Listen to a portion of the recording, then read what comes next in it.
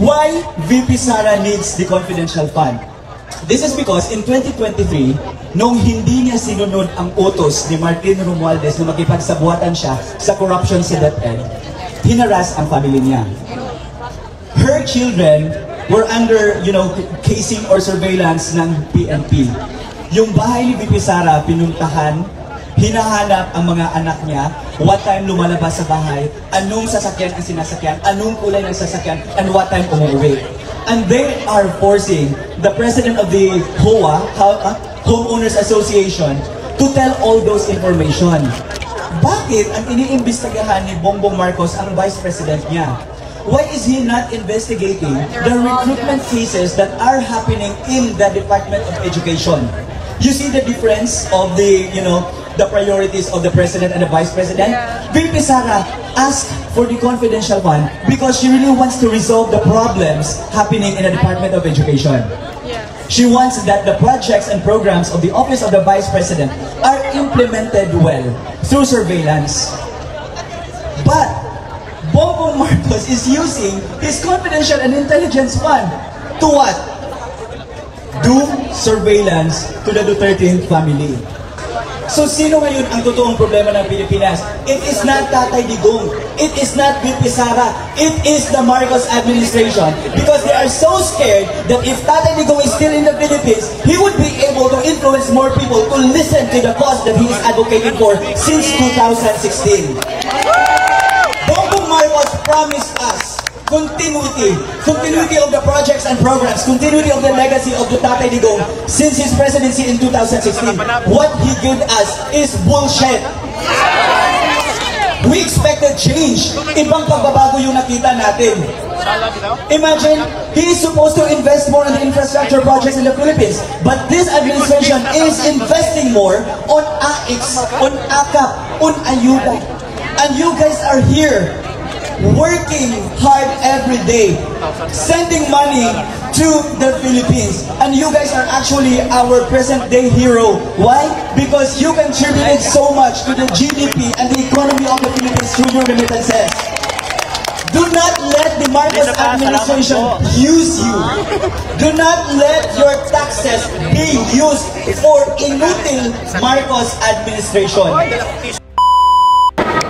Shout out sa reaction vlog, YouTube channel. Please like and subscribe. Mabuhay kayo.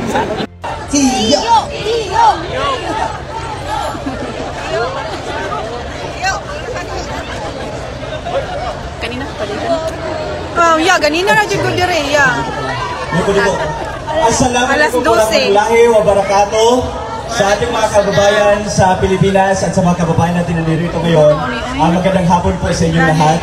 So sa mga hindi familiar or sa mga hindi nakapollow sa akin sa social media, allow me to introduce myself. I am Kilo Moreno, and yes, the most bashed DDS supporter.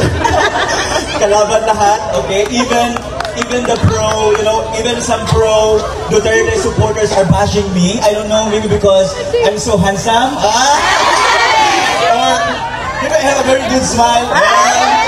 They are just jealous. Anyway, I'm just kidding. Okay, I'm here in front of you today to talk about the confidential fund of VP Sara. Okay? In 2022 to 2023, a year utilization. It's not actually a year of utilization, just a few months of utilizing the confidential fund. The Office of the Vice President has incurred 125 million confidential fund. Okay? But let us compare it to the Office of the President. The Office of the President in 2022 has 4.56 billion confidential and intelligence fund. Okay? Now, to understand everything, I actually spoke about this yesterday. So to those who are not around yesterday, let me just reiterate this for you. VP Sara, if you guys are unaware, she has the most roles or siya yung may pinakamaraming posisyon sa government natin in 2022. Firstly, she is the duly elected Vice President of the Philippines, right? 32 million people has voted for her. And the 32 million mandates is actually the highest ever recorded in the Philippine election history. So si VP Sara nakakuha nun. And at the same time, she was also appointed as the Secretary of the Department of Education.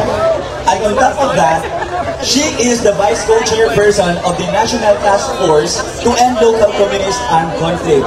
And as you can see, during that time, she already had 3 roles: Vice President, Deputy Secretary, and Vice Co-Chairperson of the NTF-ELCAC. But because nakita siya ng Association of Southeast Asian Nations, siya ang naging President ng Southeast Asian Ministers of Education Organization or the CIMEO. Sa lahat ng education sector sa ASEAN, siya yung President. Diba? So, she had 4 roles. Now, upon taking her role as the, as the DepEd Secretary, VP Sara discovered these numbers, okay? Take note, maging factual tayo dito kasi baka i-fact check tayo ni Rappler. Number 1, 1,871 unresolved child abuse cases reported from 2019 to 2020 with incomplete data from 10 regions up until the 2022. Imagine 1,871 child abuse cases sa Department of Education. In addition, 20% of Filipino children ages 12 to 17 are internet victims of online sexual exploitation in 2021, affecting an estimated number of 20 million children, and the basis of this is the Interpol and the UNICEF study. That's the second report that VP Sara has received. Then, 12.3% surrendered rebels were minors ages 12 to 17, with 16 public high schools in Metro Manila involved in recruitment activities of the New People's Army or ng NPA. And over 5,000 drug-related incidents and 6,000 gangsterism violence involving minors in the Department of Education. So sa nakikita ninyo, maraming problem about threat and security sa Department of Education. To answer this or to resolve all these issues, VP Sara created the Child Protection Unit or CPU and the Child Rights in Education Desk, a government-wide approach to safeguard the children's rights. She created that in the Department of Education. Second is the Learners' Rights and Protection Office or the LRPO and the Learners' Telesafe Helpline, ensuring that safe learning environment and immediate response to abuse cases are responded immediately. And to perform that resolution of the conflicts or problems that are happening in the Department of Education, VP Sara needs confidential funds. And that's exactly the reason why she requested confidential funds in August of 2022 from the Office of the President. It is not VP Sara who released the money. It is the Office of the President. And who is the President? Bongbong Marcos. When was the confidential fund released? December of 2022. Just 15 days before December 31. So December 15. But of course, we are a bureaucracy. The Philippines is a bureaucracy. You need to do more clearance para makuha mo yung pera, right? And it took the Office of the Vice President, it took VP Sara 5 days to complete it. And that's the reason why she only had 11 days to spend the confidential fund. If you trace the history of that confidential fund, it is not the problem or it is not because of VP Sara. It is because there are problems in the Department of Education that needs to be responded immediately. 1,871 child abuse cases, that's human rights abuse, right? And bakit ang nakikita natin ngayon, VP Sara is being persecuted just by resolving the unresolved problems or the perennial problems that the Department of Education is facing. Nakakahiya po ang Marcos administration. Now, binaboy nila ang Office of the Vice President 2022 to 2023 through the series of hearings conducted in the Quadcom in the House of Representatives. They illegally detained the Chief of Staff of the Office of the Vice President, Attorney Zulaika Lopez. They harassed the OVP employees and they were legally intimidated. And all of this because despite the demolition job that they are doing to the Office of the Vice President, to VP Sara, the Commission on Audit, or COA, released their audit report tagging the Office of the Vice President and DepEd with unqualified opinion or highest audit rating for 3 consecutive years from 2022, 2023, and 2024. Imagine that. They are very unsuccessful of painting VP Sara as the villain of the taxpayers' money because of that confidential fund. Now, if you ask, why is VP Sara not responding to the hearings or to the series of hearings conducted by the Quadcom? This is because VP Sara is prohibited to do so. Why? There are laws or there are legal frameworks that prohibit the Vice President to divulge publicly the utilization of the confidential fund. Because pag dinidiscuss yan ni VP Sara, pag sinasagot niya ang mga katanungan ng Quadcom, VP Sara will be facing multiple cases of violating the Graft and Corrupt Practices Act of the Philippines. And this is why VP Sara is not responding at all. What VP Sara is doing is she went directly to the Commission on Audit, provided all the documents the Commission on Audit needs, and as a result, the Office of the Vice President and DepEd received the highest audit rating for 3 consecutive years. Panapagan po natin si VP Sara. At kung hindi niyo yan na-realize, that is transparency. That is accountability. But because the Marcos administration and the House of Representatives through the leadership of Martin Romualdez were unsuccessful of putting a good Vice President down, they started initiating that impeachment case. And sa nakikita nyo naman ngayon, the impeachment case was archived. Considered is as dead. Because again, at the end of the day, VP Sara is so transparent about the utilization of her funds. Hindi lang siya nag-stop. They stripped off the budget of the Office of the Vice President. Ginawa lang nilang 700 million. And 700 million, sinsilyo lang yan. It's just a coin, right? Compared to the 4.56 billion confidential and intelligence fund of Bongbong Marcos na hindi natin alam saan ginamit. And up until now, there is no discussion as to the utilization of Bongbong Marcos Confidential and Intelligence Fund. Why VP Sara needs the confidential fund? This is because in 2023, nung hindi niya sinunod ang utos ni Martin Romualdez na makipagsabuatan siya sa corruption sa DepEd, hinaras ang family niya. Her children were under, casing or surveillance ng PNP. Yung bahay ni VP Sara, pinuntahan, hinahanap ang mga anak niya, what time lumalabas sa bahay, anong sasakyan ang sinasakyan, anong kulay ng sasakyan, and what time umuwi. And they are forcing the president of the HOA, Homeowners Association, to tell all those information. Bakit ang iniimbestigahan ni Bongbong Marcos ang vice president niya? Why is he not investigating the recruitment cases that are happening in the Department of Education? You see the difference of the priorities of the president and the vice president? VP Sara asked for the confidential fund because she really wants to resolve the problems happening in the Department of Education. She wants that the projects and programs of the Office of the Vice President are implemented well through surveillance. But Bongbong Marcos is using his confidential and intelligence fund to what? Do surveillance to the Duterte family. How is that sound? Diba?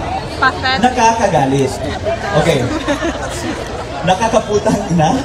Correct. Diba nakakabobo? So ngayon, yan yung story about the confidential fund. Now, sa nakikita natin ngayon, actually the reason why you're here is because supposedly today is the confirmation of charges of Tatay Digong in the ICC, correct? Now, I would just like to remind everyone of you that Duterte's battle or Duterte's war isn't for himself. Duterte's war is for the Filipino people. Para sa mamamayang Pilipino, para sa ating lahat, para sa next generation. Bakit? I will give you the context of what I'm saying. Before Tatay Digong became the President of the Philippines in 2016, he received a report. Again, may mga reports yan. According to PDEA, Philippine Drug Enforcement Agency, 92% of the barangays in Metro Manila were drug affected. Again, 92% of the barangays in Metro Manila are drug affected. Metro Manila pa lang yan. 26% of the barangays nationwide were influenced by illegal drugs and shabu. That's the report he received in PDEA. Now, to continue that, Tatay Digong launched the very controversial war on drugs. And I know exactly that you guys are aware when he launched that. And this is because 1.8 million of Filipinos in 2015 are drug users. Again, 1.8 million drug users. And that means 1.8 million crimes. Imagine how heavy the report was during Tatay Digong's time.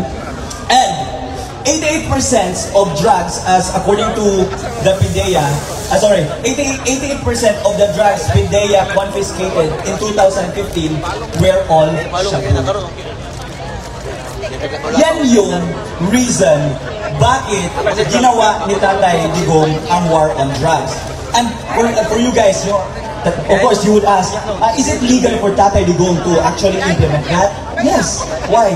Because according to the 1987 Constitution, Section 4, Article 2, the purpose or the reason of the President is to really serve and protect its people. Saan tayo pinotektahan ni Tatay Digong in 2016?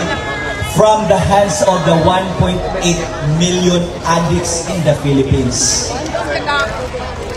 Section 5 of the 1987 Constitution talks about peace, order, and the protection of life and liberty. The war on drugs is actually all about that. Tatay Digong wants peace, he wants protection of our lives, and he wants order to the country. So he implemented the war on drugs. At kung nakikita niyo yung mga exhibit na yan dyan ngayon, may part dyan itemizing all the accomplishments of Tatay Digong about the war on drugs. And kanina, may copy pa tayo sa brochure dito. Doon yung makikita na the war on drugs is very successful talaga during Tatay Digong's time. Now, ang sinasabi ng media, especially Rappler, and ang sinasabi ng mga kakampigs o yung tinatawag natin mga kakampona, 27 to 30,000 people were victims of Duterte's war on drugs. Okay? Now, let us fact check that. Alam nyo ba na may kasabihan tayo, di ba, na numbers don't lie. Hindi nagsisinungaling ang numero. Pero, ang tanong dito is, kaninong numbers ang hindi naglalay? Okay? Ask yourselves, kaninong numbers ba? Is it the numbers na nakikita natin sa media? Or is it the numbers na nafe-feel natin? Or ganyan? Or yung mga recorded numbers ng government? Kahapon, we were shocked because the International Criminal Court prosecution team formally charged Tatay Digong of 3 counts of murder and attempted murder as crimes against humanity. Ang first count ng murder na pinahid sa kanya is noong mayor pa siya 2013 to 2016. The second count of murder is the so-called high value targets during his presidency in 2016 and 2017. And the third murder case officially filed against Tatay Digong is yung sa barangay clearance operation, yung sa mga tukhang. So yan yung pinahid nila. Now, tatlong counts of murder and attempted murder cases filed against him. At ilan yung mga tao na involved doon? 49. So nasaan ang 27,000 people nasaan ang 30,000 people na inuulit-ulit ng mainstream media na binabalik-balikan ng kakabutan. Nawala. Now, if they are really confident about their numbers, why are they not using the 30,000 victims of the war on drugs to actually convict Tatay Digong of crimes against humanity? Because the truth is, they have no factual basis. Everything that is currently happening in the country is politically motivated. The reason as to why our former president is currently detained in the ICC, it's because of Marcos politics. Tatay Digong is very influential in the Philippines. His daughter, Vice President Sara, received the highest mandate ever recorded in Philippine election history. And now, they want to weaken the political base of the Duterte family. They brought Tatay Digong. They illegally detained him in the ICC and they harassed the office of the Vice President. They filed impeachment case against VP Sara because ang mga Duterte ang balakid sa pangungurap, sa pangkokorap to the money-making scheme or the corruption that is happening inside the Marcos administration. Again, balikan natin yung numbers. 1.25 million is nothing compared to 4.56 billion confidential and intelligence fund of Bongbong Marcos.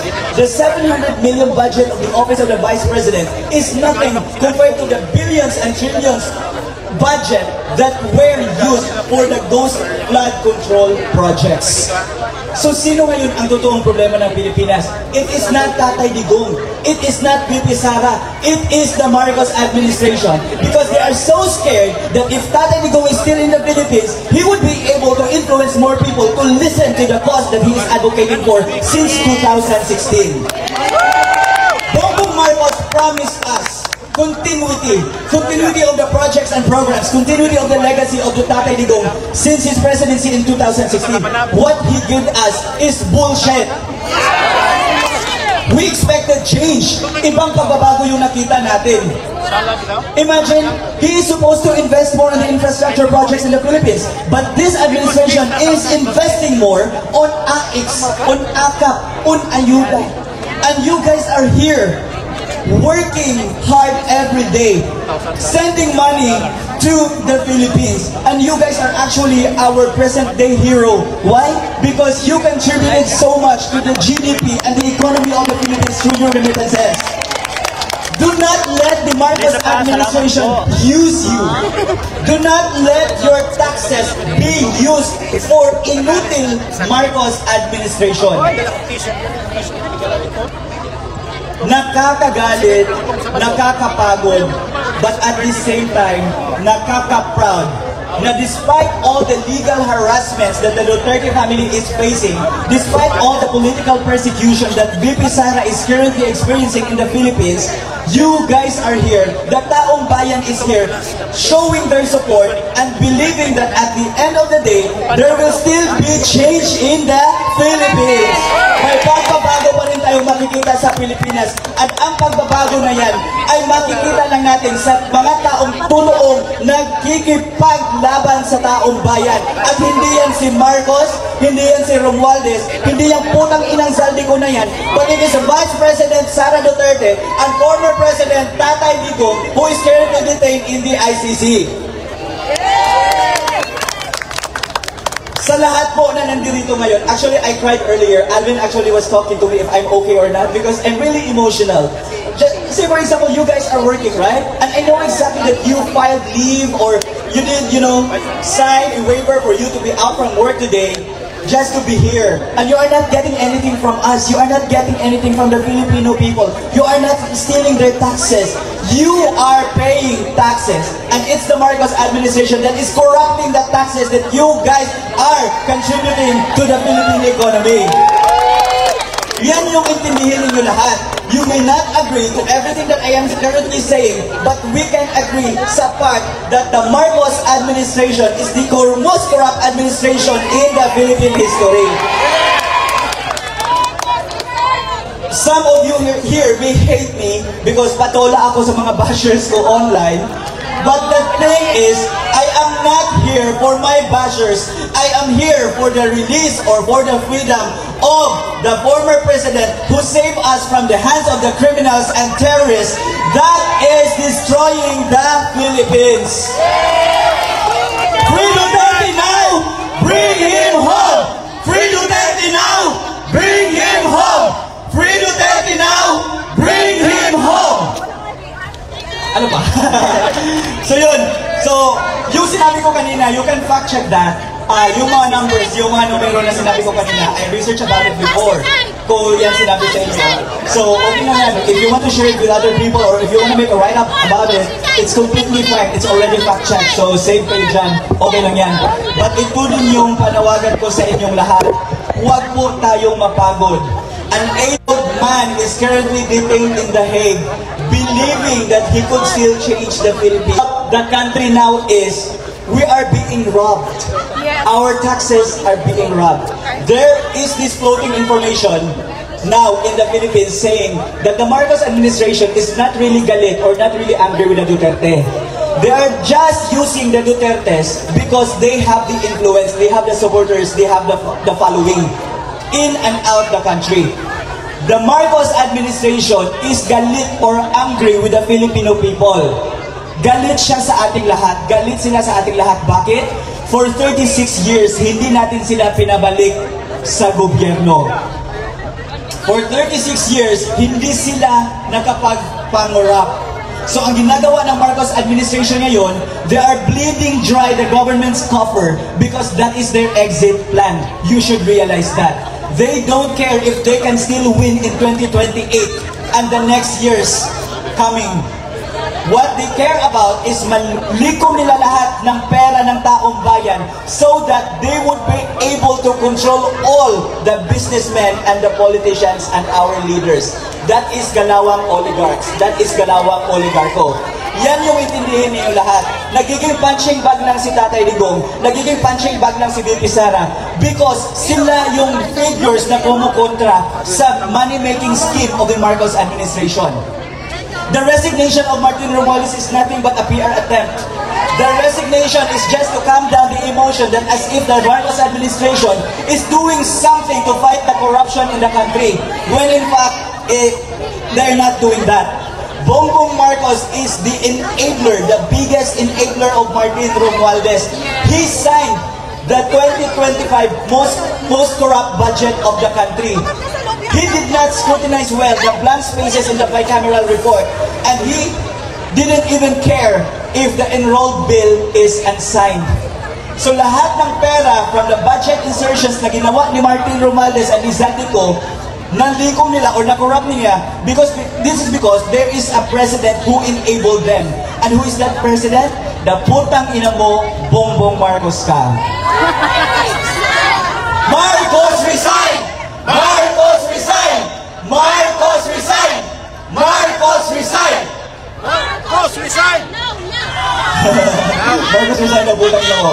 And yeah, before I end my speech, okay, I'd like to say thank you for your presence, for the time, effort, energy. I know you guys are very busy, you are swamped with workloads. I know that you are coming from different backgrounds, different families, and different, jobs.